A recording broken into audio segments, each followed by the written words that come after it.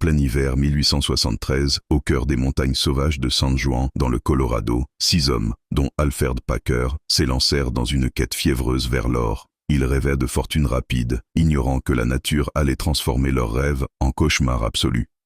Les habitants de la région les avaient pourtant mis en garde. Traverser ce col enneigé en cette saison était de la folie. Mais l'appât du gain les aveugla. Très vite, une tempête de neige impitoyable les engloutit. La nourriture s'épuisa, puis le bois pour le feu, puis vint le froid mordant, et la faim qui rongeait leur corps.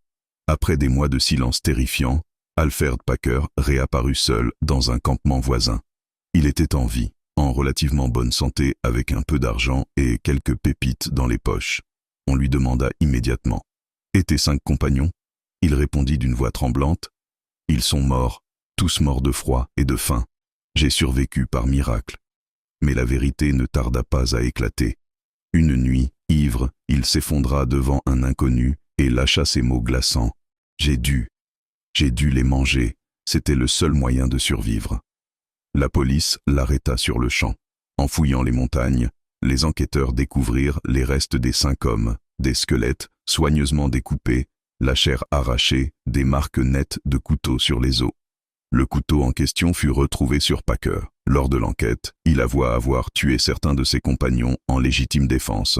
Selon lui, ils avaient tenté de l'attaquer, ou même de le dévorer en premier, puis il avait mangé leur corps pour ne pas mourir de faim. À l'époque, le cannibalisme n'était pas une infraction distincte en soi, mais il fut condamné pour meurtre. En 1874, il fut d'abord condamné à mort. Le jugement fut ensuite annulé pour vice de forme.